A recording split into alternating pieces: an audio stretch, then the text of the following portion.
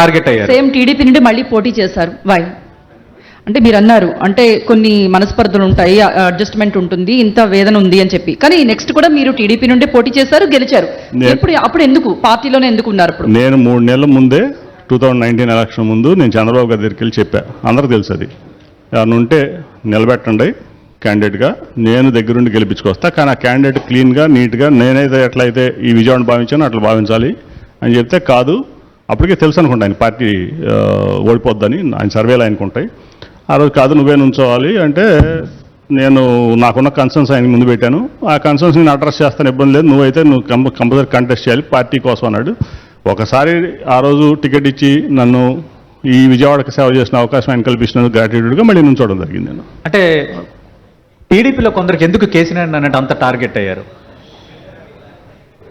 ఇప్పుడు కేసీఆర్ నాని ఉంటే చాలామంది కాల్మనీ వ్యాపారం చేసుకోలేరు, చాలామంది భూ కబ్జాలు చేసుకోలేరు, చాలామంది కరప్షన్ చేసుకోలేరు, అట్లా రకరకాల. ఇప్పుడు నాకు మంచి వాళ్ళంతా నన్ను ప్రేమిస్తారు, ఈ విజయవాడ అభివృద్ధి కావాల్సిన అనుకుంటున్నా అందరూ నన్ను ప్రేమిస్తారు.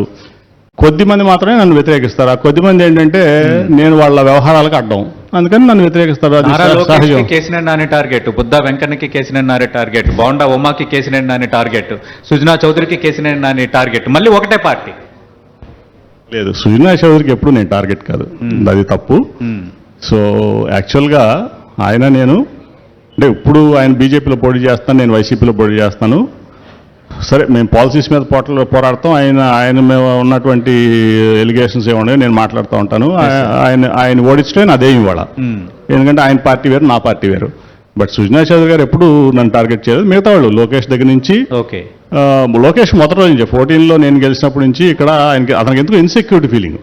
అదేంటంటే మీరు ఇన్ఫాక్ట్ తీసుకోవాలంటే సుజనా చౌదరి గారు బయటికి వెళ్ళడానికి కూడా టీడీపీలోంచి నారా లోకేషే కారణం. దాంట్లో ఎటువంటి శాఖ ఆయన ఈ రోజు ఒప్పుకోకపోవచ్చు, ఎందుకంటే అలయన్స్లో ఉన్నారు కాబట్టి. ఖచ్చితంగా నారా లోకేషే కారణం. నారా లోకేష్ నన్నే కాదు, సుజనా చౌదరి గారినే కాదు, చాలామంది స్ట్రాంగ్ లీడర్స్ పెరగటం వల్ల, లేకపోతే ప్రజల్లో అభిమానం సంపాదించుకోవడం అతనికి ఇష్టం ఉండదు. ఎందుకంటే ఎస్పెషలీ కమ్మా క్యాస్ట్లో, ఎందుకంటే మేము అతను గ్రోత్ కట్టడం అనుకోవచ్చు, లేకపోతే మేముంటే అతను ఓవర్ పవర్ చేసో, ఓవర్ షాడో చేసో అతని ఇమేజ్ పెరగకపోవచ్చు, రకరకాల కారణాలు ఉండొచ్చు. Might be it's an insecurity feeling or inferiority complex అతనికి. సో నారా లోకేష్ వల్లే సుజనా చౌదరి బయటికి వెళ్ళినా, కేసీఆర్ నాని బయటికి వెళ్ళినా నారా లోకేష్ వల్లే.